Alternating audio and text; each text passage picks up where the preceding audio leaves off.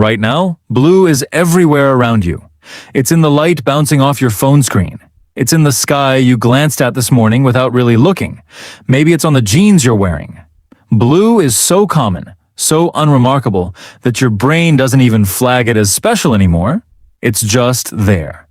But for most of human history, blue didn't exist. Not the color itself, the idea of it. You've spent your entire life seeing a color that ancient humans literally had no name for. And some of them, it turns out, may not have fully perceived it the way you do right now, in this exact second. So here's the question. Worth sitting with. What does it actually mean to see a color your brain doesn't have a word for? This isn't just a quirk of old languages. It's not some academic footnote about how ancient people had different vocabulary. It's evidence that color, one of the most instinctive, obvious things about reality, is partly something your brain constructs, not just receives. Which means what you see isn't purely what's there. That idea alone should make you pause. And it's not fringe theory, it's a conclusion that serious researchers have been quietly wrestling with for over a century. Ever since one seemingly small linguistic gap started appearing in places it had no business appearing. The whole thing started with a 19th century British politician who became obsessed with counting colors in an ancient Greek poem and noticed something that didn't add up. In 1858, a British politician named William Gladstone, who would later become Prime Minister, 4 times published a 1,700-page study of Homer's epics. Not exactly light reading, but buried inside that obsessive deep dive was an observation so strange, it's hard to shake once you hear it. Homer describes the sea as wine dark. Iron is called violet. The sky gets compared to bronze, but blue the actual color of the Mediterranean Sea. Odysseus sailed across. The color of the Greek sky every single day is never mentioned, not once. In either epic. Gladstone checked again. Still nothing. This wasn't poetic license, it wasn't a translation error, it was a complete linguistic absence. And once you see it, you start seeing the gap everywhere. Across all of ancient Greek literature, the word simply doesn't exist. Think about that for a second. The civilization that gave us democracy, geometry, and the foundations of Western philosophy couldn't name the color of their own sky. Today you can walk into any hardware store and choose between cerulean cobalt and cornflower without blinking. Gladstone assumed this was a Greek quirk, a cultural accident. Then other researchers started checking other languages, and the floor dropped out. In 1869, a German linguist named Lazarus Geiger decided to take Gladstone's observation and stress test it.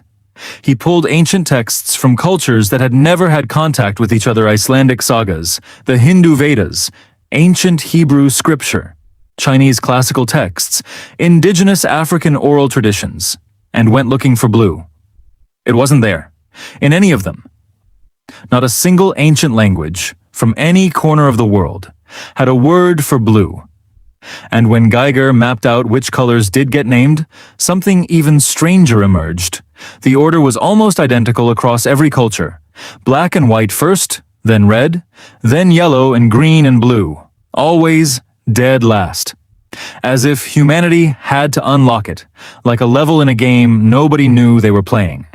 Most people never hear this, but the pattern is so consistent across completely isolated civilizations that coincidence stops being a reasonable explanation pretty quickly. What makes it stranger still is that blue pigment did exist. The ancient Egyptians manufactured Egyptian blue around 2200 BCE, the first synthetic pigment in human history. Lapis lazuli was traded at the price of gold. Blue wasn't invisible to ancient people. It was sacred, precious, almost untouchable. And yet, nobody had a word for it. Language was clearly part of this, but only part.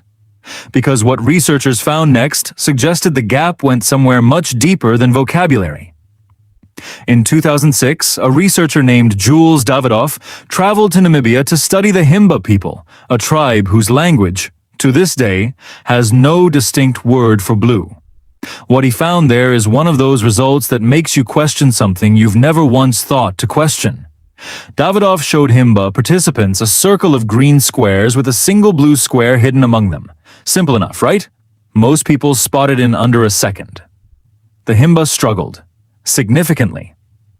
The blue square that jumps out at you like it's glowing was, to them, genuinely difficult to isolate. But then, Davidoff flipped the test. He showed them a circle of green squares, where one square was a subtly different shade of green, a difference so slight that most Western participants failed to catch it at all. The Himba spotted it almost immediately. Their brains weren't worse at seeing color. They were differently tuned. Wired by language to catch distinctions, your eyes slide right past. Scientists only confirmed this recently, and it fundamentally changes what we assume about vision, that it's fixed, objective, the same for everyone. It isn't.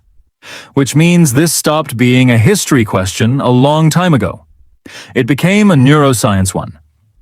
In 2010, linguist Guy Deutsche published Through the Language Glass and made a case that the academic world had been quietly resisting for decades.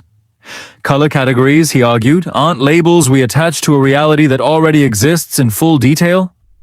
They're instructions the brain uses to decide what's worth noticing. Ancient humans could see blue wavelengths. Their eyes worked fine, but without a word carving blue out as its own distinct category, their brains had no reason to flag it as separate from green or gray or the dark shimmer of the sea. It just blended in. Not invisible, just unresolved. Like a sound you can't quite name that disappears into background noise the moment you stop focusing on it. This one finding rewrote what researchers thought they knew about perception being a fixed, universal experience. And here's where it gets genuinely unsettling. If language shaped what ancient humans could clearly see, it didn't stop at color. Every sense you trust, smell, sound, even pain, may be partially constructed by words your culture handed you before you could speak a single one of them. So what does that mean for the blue you're looking at right now? So look at your screen again.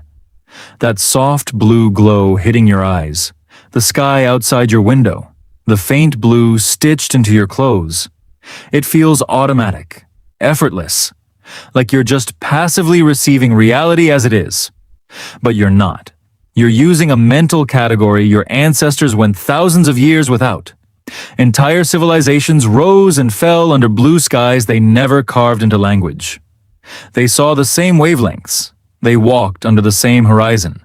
Their brains just didn't separate it the way yours does now. Blue isn't just a color. You see, it's a word your ancestors had to invent before you could see it clearly. And honestly, that should make you a little uneasy. If something this basic had to be unlocked, what else are you walking past every day without realizing it? The next time blue catches your eye, a sign, a shirt. The open sky, pause for a second.